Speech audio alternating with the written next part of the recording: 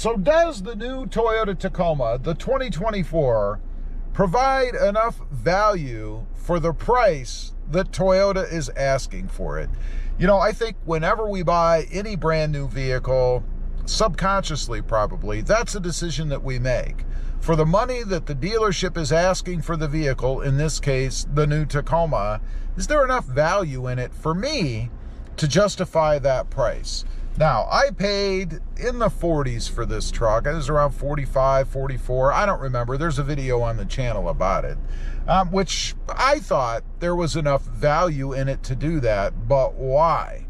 Well, let's start at the very beginning. You know, I went to a dealership to test drive the new Tacoma. They got one in, and I was able to sit in it, touch it, feel it, and ultimately take it out and drive it. And that's where the first value point came for me, I guess. If I'd have gotten in that truck and hated it, for instance, the way that it drove, its comfort, its acceleration, the way that it sounded, even the way that it looked inside. I mean, you can see the way this one looks, although I've added a couple of things, obviously, but you can see the way that this truck looks inside.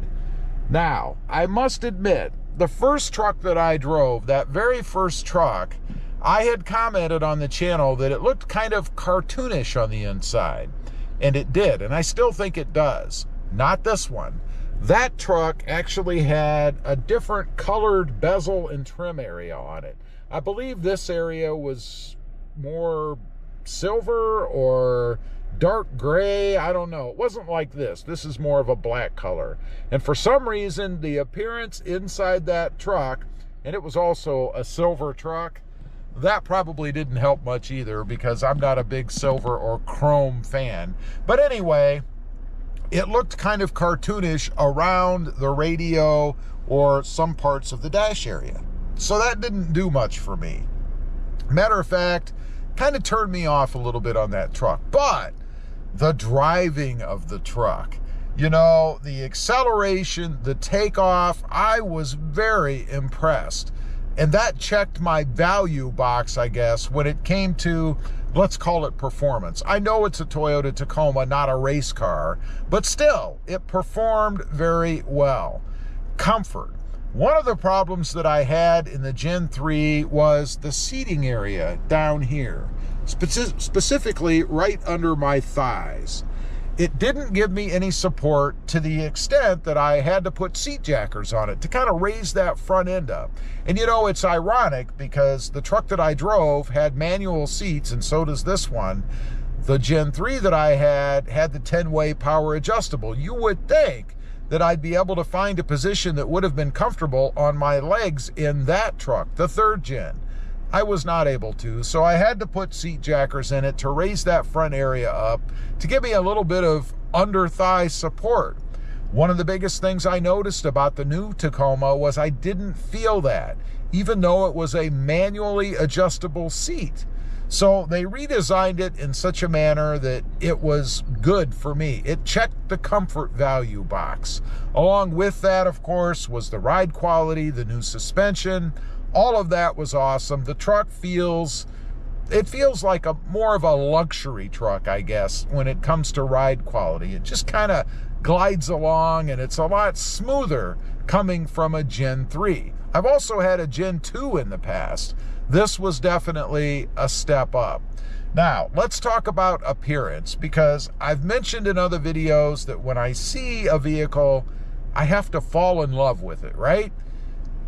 I didn't really fall in love with the new Tacoma the first time that I saw it. In other words, the renderings, the drawings, the guesses, all that stuff, until I saw the TRD Pro.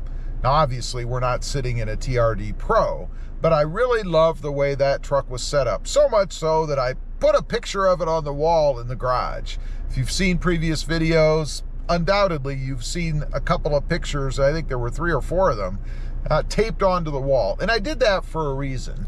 I wanted to be able to look at that truck consistently to determine whether or not I liked it, if I could fall in love with it. So when I went and drove that new truck, I did. I fell in love with the exterior. even though it was silver, which is saying something because, again, I'm not a big silver fan, right? So I did a little bit of looking, and I decided that Solar Octane or Red or Blue Crush or even Underground were all going to be colors that I would go for in the truck. It just so happened that a dealership got in or was getting in the Supersonic Red, which was an eye-popping and is an eye-popping color. You guys can see the front of it out there glistening in the sun.